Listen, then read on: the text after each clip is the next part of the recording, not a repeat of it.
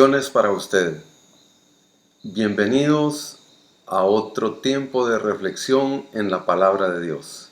La escritura dice en 2 Timoteo capítulo 3 versículo 16 al 17 que toda la escritura es inspirada por Dios y útil para enseñar, para reprender, para corregir, para instruir en justicia, a fin de que el hombre de Dios sea perfecto, enteramente preparado para toda buena obra.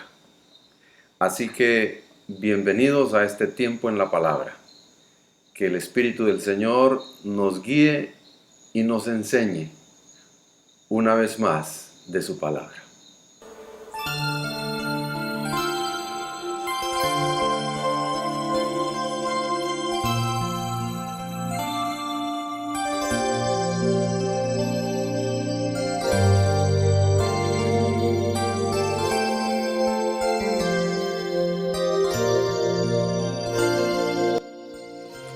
Continuamos pues reflexionando sobre la historia del Éxodo. Estamos en el primer mes del año bíblico y hemos estado reflexionando sobre las fiestas de ese primer mes y el significado que tiene para nuestras vidas, el significado práctico para la vida cotidiana. Lo que los israelitas vivieron tiene importancia para nosotros. Yo quiero pedirle que busquen su Biblia, 1 Corintios capítulo 10.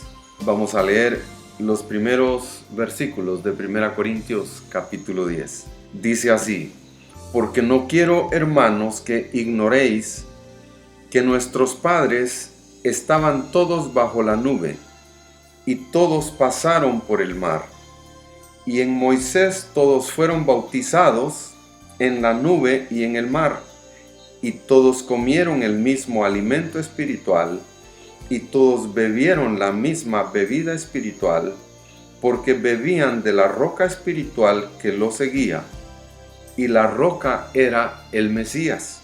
Pero Dios no se agradó de muchos de ellos, pues quedaron tendidos en el desierto. Y todas esas cosas sucedieron como ejemplos para nosotros, para que no seamos codiciosos de cosas malas como ellos codiciaron. Y aquí Pablo se refiere al evento en el cual ellos murmuraron contra Moisés y contra Dios, y se quejaron porque solo había maná y no había carne, y el Señor les dio codornices. Pero en ese evento, por la murmuración, por su rebelión, fueron castigados muchos de ellos y murieron en aquella vez. El versículo 7 continúa: ni seáis idólatras como algunos de ellos, tal como está escrito, se sentó el pueblo a comer y a beber y se levantaron a divertirse. Esta es la historia precisamente después de la entrega de las tablas de la ley, tablas del testimonio. Cuando Moisés estuvo 40 días allá y 40 noches en el monte, ellos se impacientaron e hicieron un becerro de oro. Versículo 8: ni forniquemos como algunos de ellos fornicaron, y en un día cayeron 23,000. Los moabitas, las mujeres moabitas, tentación para los israelitas, y ellos fueron a adorar los dioses paganos y cayeron en fornicación. Y en aquella ocasión murieron unos 24,000 israelitas. Versículo 9: ni tentemos al Mesías como algunos de ellos lo tentaron y eran destruidos por las serpientes. Esta es la otra ocasión en el cual murmuraron otra vez, y esa murmuración trajo otro castigo sobre ellos. Versículo 10: ni murmuréis tal como algunos de ellos murmuraron y perecieron por el destructor. Y aquí otra vez la murmuración trajo una peste sobre ellos que causó 14,700 muertos. Versículo 11: y estas cosas les acontecían como ejemplo, y fueron escritas para amonestarnos a nosotros, a quienes han alcanzado los fines de los siglos. Así que el que piensa estar firme, mire que no caiga. No os ha sobrevenido ninguna prueba que no sea humana, pero fiel es Dios, quien no os dejará ser probados más de lo que podéis. Antes bien, juntamente con la prueba, proveerá también la salida para que podáis soportar. Pablo nos muestra 5 eventos terribles que ocurrieron. Y en esos 5 eventos que ocurrieron, hubo peste. Dios permitió que la peste, que un castigo, eliminara una cantidad de ellos. Si sumamos las muertes que aparecen en estos 5 eventos, están arriba de 40,000 personas. Y si sumamos todos los que no pudieron entrar, que quedaron, sus cuerpos murieron en el desierto y no pudieron entrar a la tierra prometida, estamos hablando de todos los adultos varones que salieron de Egipto, que eran 600,000, donde solamente Josué y Caleb entraron a la tierra prometida. Los demás murieron en el desierto. ¿Qué podemos aprender de la historia que estamos leyendo, que comienza en el Éxodo y dura 40 años hasta que llegan a la tierra prometida? ¿Qué les pasó a estas personas? ¿Qué fue lo que ocurrió con estas personas para que no pudiesen lograr llegar a la promesa de la tierra prometida? Estamos hablando hoy del tema de la esclavitud a la libertad. Dios los hizo libres con un propósito especial, para ser una gran nación, para bendecirlos y para que fuesen bendición para otras naciones. ¿Qué les pasó a estas personas?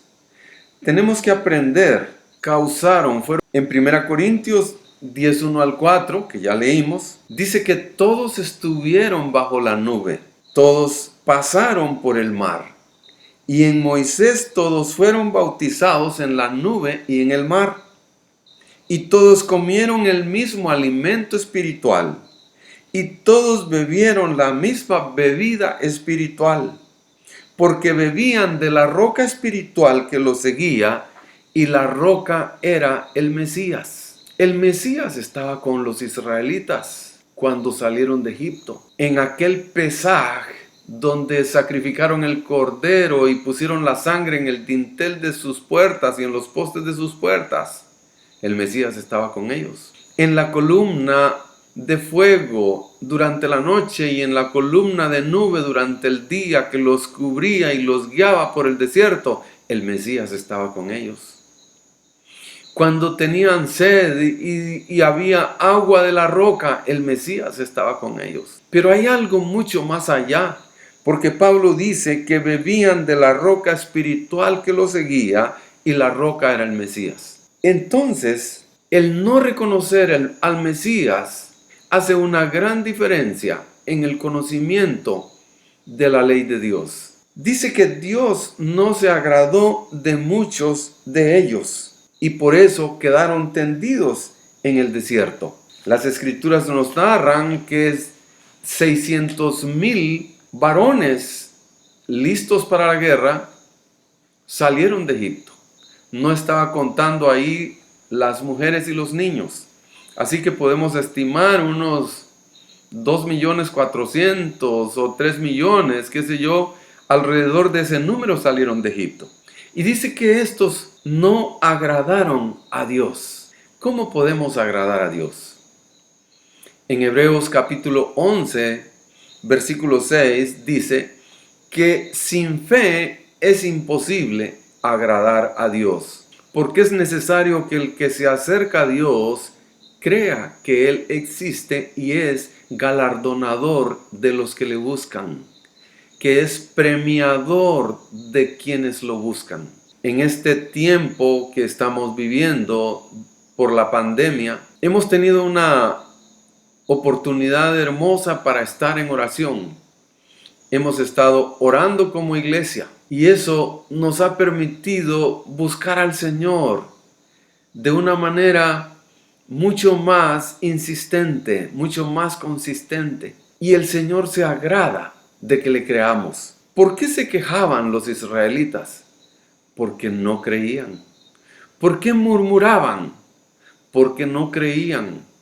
Ellos de pronto estaban diciéndole a Moisés: nos queremos regresar a Egipto. Mejor nos hubiéramos quedado en Egipto. ¿Por qué nos trajiste para morir en este desierto? Y se quejaban y murmuraban porque no creían en las promesas de Dios. Pero aún en esas pruebas, el Mesías estaba con ellos.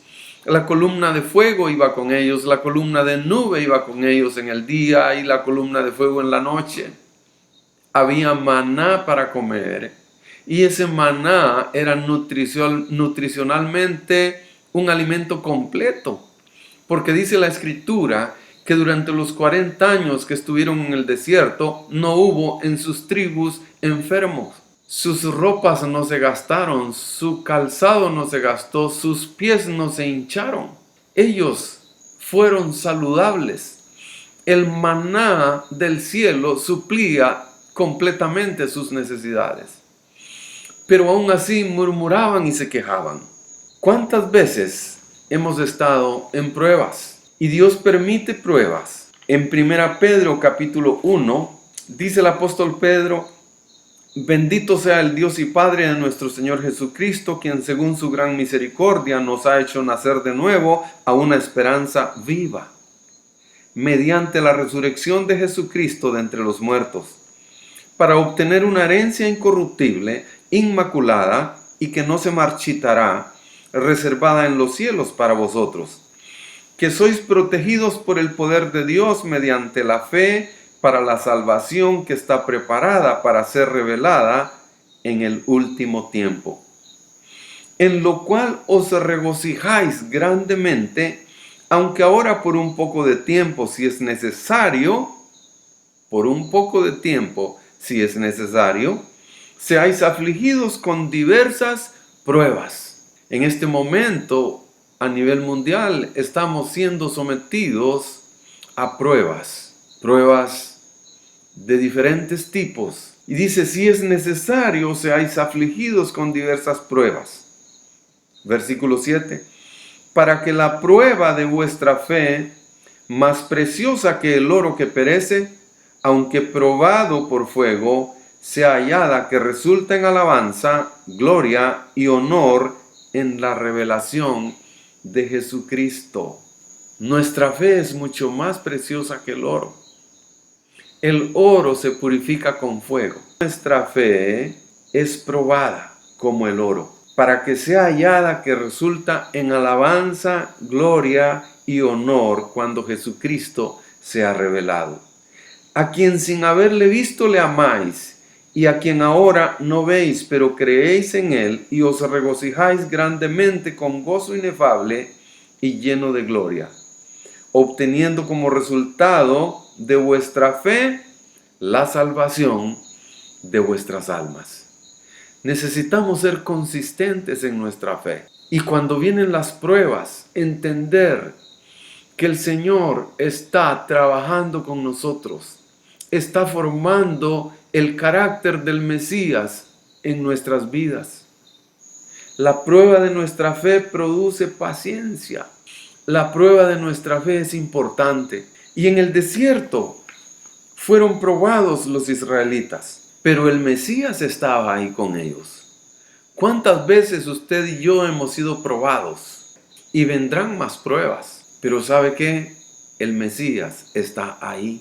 Jesús el Mesías estará ahí siempre. Él prometió que no nos dejaría, que estaría con nosotros siempre. Por eso nos dio a su Espíritu Santo. Pero ¿qué ha pasado? ¿Qué pasó con el pueblo de Israel? Y esto ha pasado no solamente con Israel, sino con todos nosotros. Por ejemplo, el apóstol Juan en el capítulo 1, versículo 11 al 12, hablando de cómo el Mesías vino a su pueblo. Y dice: A lo suyo vino, y los suyos no le recibieron.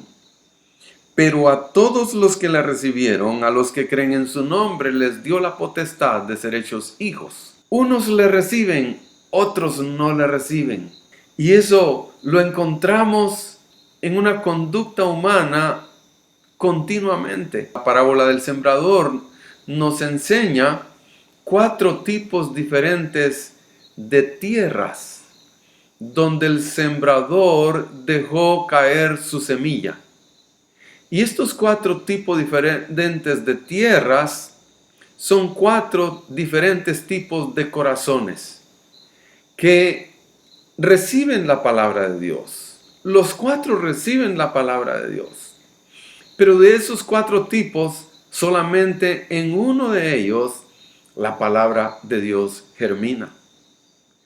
Podríamos hablar estadísticamente, pareciera que solo el 25% de los que escuchan la palabra de Dios van a responder al nivel de dar fruto. Y esto es lo que vemos con la historia de los israelitas. Y estos días hemos estado estudiando el Éxodo. Nos hemos detenido en los primeros 3 meses de la ruta del Éxodo hacia la tierra prometida. En esta ruta de libertad, de la esclavitud a la libertad, saliendo de Egipto, al tercer mes estaban al pie del monte Sinaí. Y al llegar ahí ocurrió algo que marcó la nación de Israel. Ellos recibieron en el monte Sinaí toda la palabra de Dios. La ley de Dios fue dada a Moisés en esa montaña. Y al final de ese tiempo que estuvo el Señor hablando con Moisés, en Éxodo 31:18 dice: y cuando terminó de hablar con Moisés sobre el monte Sinaí, le dio las 2 tablas del testimonio, tablas de piedra escritas por el dedo de Dios. Hemos tocado este tema en pláticas anteriores. Hemos estado hablando de este tema del decálogo, de toda la ley que Dios le entregó a Moisés. Para ser precisos, se habla de 613 mandamientos. De toda esa ley, Dios decidió poner en piedra, escrito con su propio dedo, 10 declaraciones, a lo que llamamos el decálogo. Y ese decálogo, que fue escrito en piedra con el mismo dedo de Dios, nos enseña que tiene una relevancia, que es muy importante. Si Dios decidió escribir eso en piedra, era porque era muy importante. Era porque Dios estaba haciendo un énfasis, donde era necesario que el pueblo de Israel pusiera mucha atención. Y estudiamos nosotros en otras ocasiones que hemos estado viendo el tema, que también Dios dio 2 tablas. ¿Y por qué no dio una? Pero vemos que dio 2. Y en las Escrituras todo tiene un significado. Y pudimos estudiar en aquella ocasión, tomando las palabras del Mesías, cuando le preguntó uno de los escribas estudiosos de la ley, le hizo la pregunta: Maestro, ¿cuál es el mandamiento más grande de todos? Y este escriba se estaba refiriendo a la totalidad de la ley. Y Jesús le respondió con 2 mandamientos. El más importante, le dijo, es: amarás al Señor tu Dios con todo tu corazón, tus fuerzas, tu mente. Y el segundo es semejante: amarás a tu prójimo como a ti mismo. Y pudimos encontrar ahí una pista de entendimiento del por qué eran 2 tablas. Y estudiamos en aquella ocasión que la segunda tabla tiene que ver con este segundo más importante mandamiento. Tiene que ver con nuestras relaciones horizontales, la relación con mi prójimo. No matarás, no cometerás adulterio, no robarás, no dirás falso testimonio contra tu prójimo, no codiciarás. Todos esos mandamientos tienen que ver con nuestras relaciones horizontales con el prójimo. Pero el primer más grande mandamiento se adecuaba con la primera tabla. Yo soy el Señor tu Dios, que te saqué de tierra de Egipto, de casa de servidumbres. Es el primero. El segundo dice, no tendrás otros dioses delante de mí. El tercero, no tomarás el nombre del Señor tu Dios en vano. El cuarto dice, te acordarás del día de reposo para santificarlo. Y el quinto, honra a tu padre y a tu madre. Y estudiábamos en aquella ocasión que la honra al padre y la madre está puesta en las relaciones verticales porque Dios decidió compartir la obra creadora de nosotros los seres humanos con los padres. Dios decidió crearte a ti, crearme a mí en colaboración con nuestros padres. Por lo tanto, nuestros padres tienen que estar ahí en la primera tabla de las relaciones verticales. Cuando honramos a nuestros padres, estamos honrando al Señor. Y ese es un tema que lo estudiamos en detalle y lo estudiaremos más adelante. Estamos recordando esto porque 3 meses después, al tercer mes después de haber salido de Egipto, 3 meses después de Pesaj, del Éxodo, están en el Sinaí recibiendo estas tablas. Y como leímos en Éxodo 31:18, lo llamó las tablas del testimonio. Y este término testimonio nos da una pista muy importante para entenderlo. El apóstol Juan en 1 Juan 5:9 dice, si recibimos el testimonio de los hombres, mayor es el testimonio de Dios, que Él ha dado testimonio acerca de su Hijo. Así que el Decálogo contiene el testimonio de Dios acerca de alguien. Y podemos encontrar que es acerca de su Hijo. ¿Por qué? Porque como dice en Juan 1, refiriéndose al Mesías, dice que Él es el Verbo de Dios que se hizo carne y que todas las cosas por Él fueron hechas. El Verbo de Dios, es decir, la palabra con poder creador de Dios se hizo carne, es el Mesías. Por lo tanto, el testimonio de Dios que está en el Decálogo es el testimonio de Dios acerca del Verbo, acerca del Mesías. Eso nos lleva a la necesidad de que podamos entender que sin la obra del Mesías en nuestros corazones, el Decálogo no va a poder tener un funcionamiento real en nuestras vidas. Si el Mesías no es real en nuestras vidas, el Decálogo y toda la ley de Dios va a ser simplemente una lista de leyes, las cuales no vamos a ser capaces de aplicarlas a nuestras vidas. En 1 Corintios 10:4 leímos, y todos bebieron la misma bebida espiritual, porque bebían de la roca espiritual que los seguía, y la roca era el Mesías. El Mesías estaba con ellos. El Mesías está en el Decálogo. El Mesías está en la palabra.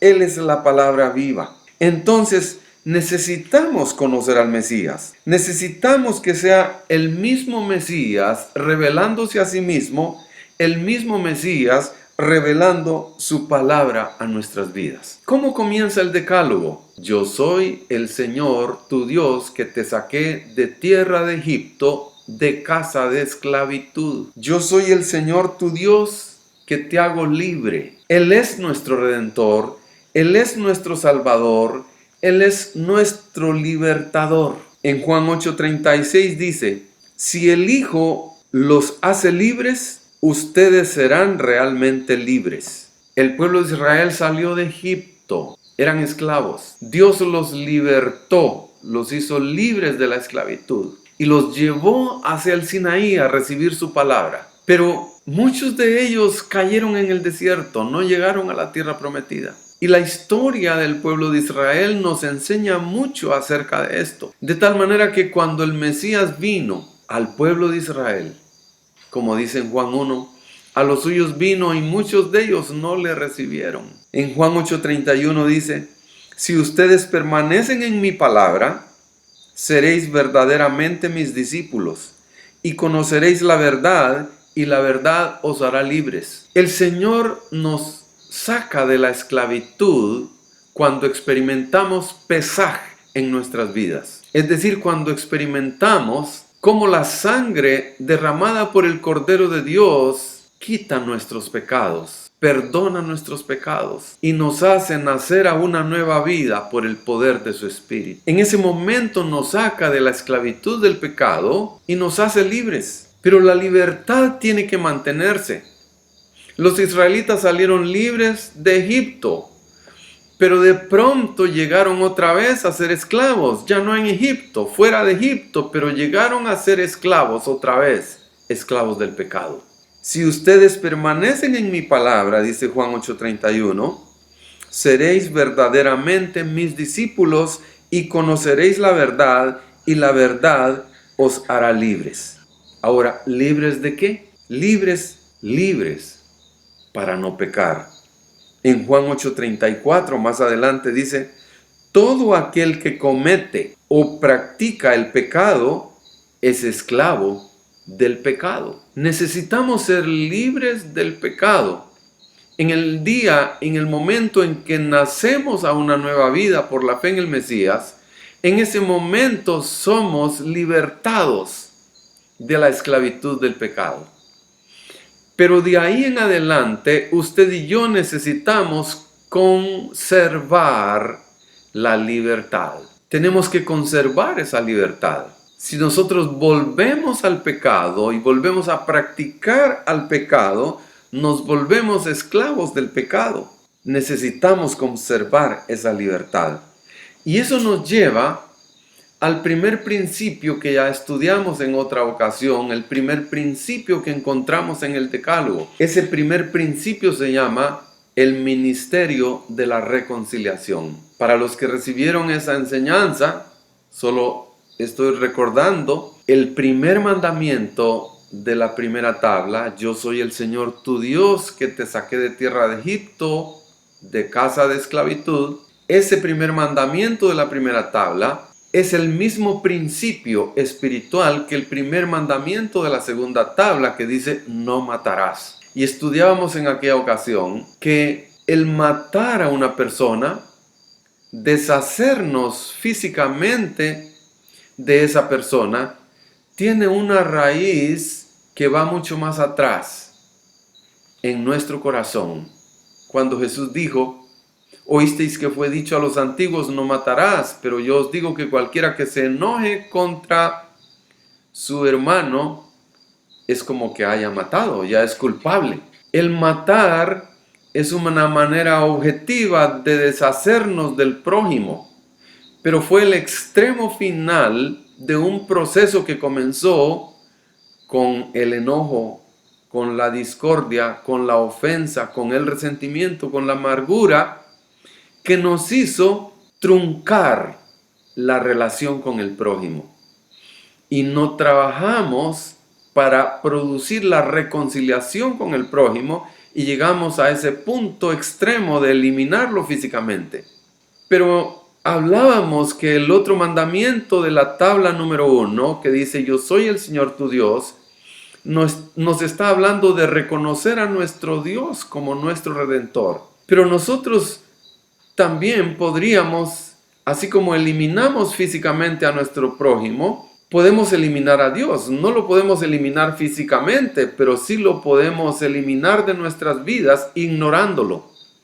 El mandamiento dice, yo soy el Señor tu Dios. En otras palabras está diciendo, reconóceme como tu Dios, como el único Dios que te puede redimir, que te puede libertar, que te puede perdonar, que te puede salvar. Reconóceme como Dios. Nosotros los seres humanos podemos tomar la decisión de no reconocer a nuestro Dios y estamos eliminándolo de nuestras vidas, no de manera como al prójimo con el asesinato, que es una manera física, objetiva de eliminarlo, pero sí lo eliminamos en una manera subjetiva al ignorarlo. Entonces estudiábamos que estos dos mandamientos son el mismo principio, y este principio lo llama Pablo el ministerio de la reconciliación. Este ministerio de la reconciliación lo encontramos en 2 Corintios capítulo 5, desde el versículo 11 hasta el 21, pero vamos a leer desde el versículo 17. Dice: de modo que si alguno está en Cristo, nueva criatura es, las cosas viejas pasaron, he aquí, todas son hechas nuevas. Y todo esto procede de Dios, quien no se reconcilió consigo mismo por medio del Mesías, por medio de Cristo, y nos dio el ministerio de la reconciliación, a saber, que Dios estaba en el Mesías reconciliando al mundo consigo mismo, no tomando en cuenta a los hombres sus transgresiones, y nos ha encomendado a nosotros la palabra de la reconciliación. Este principio de reconciliación trabaja en las dos esferas.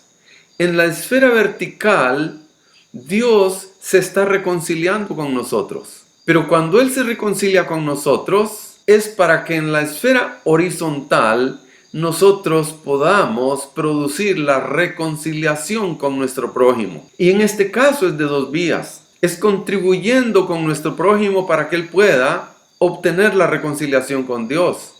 Pero es también trabajando con nuestro prójimo para estar en reconciliación con Él. Y estudiábamos que no podemos pretender tener una buena relación con el Padre, pero no tener una buena relación con el prójimo. Eso no funciona así. Hay personas que dicen: yo me entiendo solamente con Dios, yo estoy en paz con Dios, Dios está en paz conmigo, pero yo no me meto con los demás y que los demás no se metan conmigo. Yo no me congrego en ninguna iglesia porque está llena de hipócritas. Entonces yo mejor me quedo solo, Cristo y yo y Cristo. Eso no funciona así. Este primer principio tiene que ver con la relación vertical, pero esa relación vertical también considera como parte de ella la relación horizontal. En Romanos 5:10 dice: porque siendo enemigos, fuimos reconciliados con Dios por la muerte de su Hijo. Él se reconcilió con nosotros, siendo nosotros enemigos. Y siendo enemigos, nos amó y dio a su Hijo en sacrificio completo para que pudiésemos nosotros estar en reconciliación con Él. Entonces, ¿cómo es que el decálogo puede funcionar en mi vida? ¿Cómo es que yo puedo conservar la libertad que Dios me ha dado desde el momento en que creí? Muchos de los israelitas conservaron su libertad, pero otros no la conservaron, la perdieron. ¿Cómo podemos conservar nosotros la libertad? ¿Cómo puedo yo conservar mi libertad de manera continua? Y yo quiero que vayamos a 2 de Corintios, en 2 Corintios capítulo 3. Versículo 4 al 6 dice: y esta confianza tenemos hacia Dios por medio de Cristo. No que seamos suficientes en nosotros mismos como para pensar que algo procede de nosotros, sino que nuestra competencia proviene de Dios, quien nos hizo suficientes como ministros de un nuevo pacto, no de la letra, sino del Espíritu. Porque la letra mata, mas el Espíritu da vida. ¿Dónde está la clave? ¿Cómo podemos hacer para conservar esa libertad con que Cristo nos ha hecho libres? Pablo sigue diciendo aquí: teniendo por tanto tal esperanza. ¿Cuál esperanza? Esa esperanza que es Dios quien nos hace ministros o servidores competentes de un pacto que es del Espíritu. Ese decálogo escrito en piedra, Dios lo convierte por el Espíritu Santo en algo espiritual escrito en nuestros corazones, escrito en nuestras mentes y corazones. Ese es el poder que hay en el nuevo pacto. El Espíritu Santo escribiendo sus mandamientos, su palabra en nuestras mentes y corazones, para que podamos ser competentes y podamos ser hacedores de su palabra.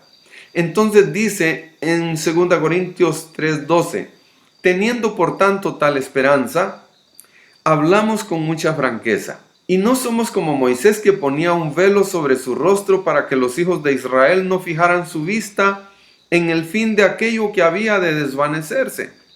Porque el rostro de Moisés venía resplandeciente de la montaña, y él ponía un velo para cubrirse.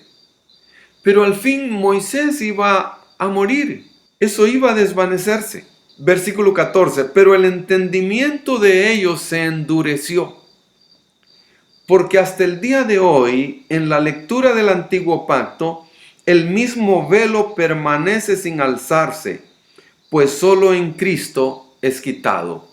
Solo el Mesías puede quitar el velo que nos impide entender los mandamientos de Dios por el poder del Espíritu, por la gracia de Él, bajo una dimensión en la cual Él nos capacita para poder ser hacedores de su palabra. Y dice, y hasta el día de hoy, cada vez que se lee a Moisés, un velo está puesto sobre sus corazones. Pero cuando alguno se vuelve al Señor, el velo es quitado. ¿Quién quita el velo que impide que los mandamientos sean asimilados en nuestros corazones? Lo quita el Mesías por el poder de su Espíritu. Versículo 17. Ahora bien, el Señor es el Espíritu, y donde está el Espíritu del Señor, ahí hay libertad. Entonces, ¿cómo podemos conservar la libertad con que Cristo nos hizo libres el día que nacemos de nuevo? Solamente por Él, por medio de Él, por medio del Mesías. Nosotros, usted y yo, no somos competentes por nosotros mismos. Nosotros por nosotros mismos no tenemos capacidad alguna para conservar esa libertad, para conservarnos siguiendo sus mandamientos, para ser hacedores de su palabra.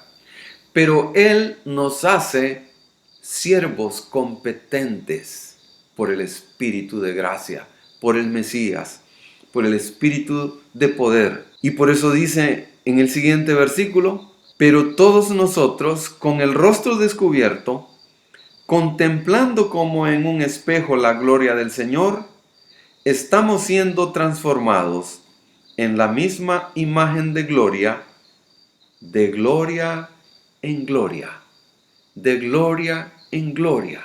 Estamos siendo transformados a la imagen del Mesías. La meta que Dios ha querido ponernos, a usted y a mí, es que lleguemos a constituirnos en personas transformadas a la imagen del Mesías. Esa es la meta.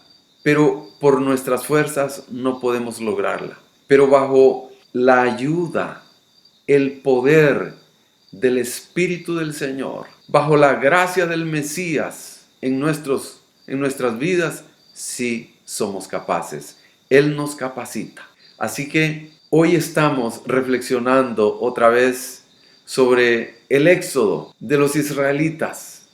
Aquella noche de Pesaj salieron de la esclavitud para llegar a ser una nación libre. Y eso mismo aplica para nuestras vidas. El Mesías nos saca de la esclavitud del pecado cuando ponemos nuestra fe en Él y solamente en Él. Su sangre derramada es suficiente para limpiarnos de nuestros pecados, para hacernos nuevas criaturas. Pero de ahí en adelante necesitamos su ayuda continua para ser capacitados y llegar a ser servidores, siervos, competentes de un nuevo pacto del Espíritu, donde sus mandamientos se convierten en vida en nuestros corazones. Y entonces sí podemos ser hacedores de su palabra y no solamente oidores olvidadizos. Que el Señor nos ayude Que el Señor nos fortalezca con su Espíritu y que podamos seguir siendo transformados de gloria en gloria, de poder en poder por el Espíritu Santo, conformándonos a la imagen del Mesías. Que el carácter del Mesías se forme en nuestras vidas cada día, transformándonos, para que cuando Él regrese estemos irreprensibles, espíritu, alma y cuerpo, listos para encontrarnos con el Mesías cuando Él venga a establecer su reino. Que el Señor bendiga sus vidas. Fuerte y grande es el Señor, fuerte y grande es Él. Fuerte y grande es el Señor, fuerte y grande es Él. ¡Conmigo! Fuerte y grande es el Señor, fuerte y grande es Él. Fuerte y grande es el Señor, fuerte y grande es Él. Fuerte y grande es Él.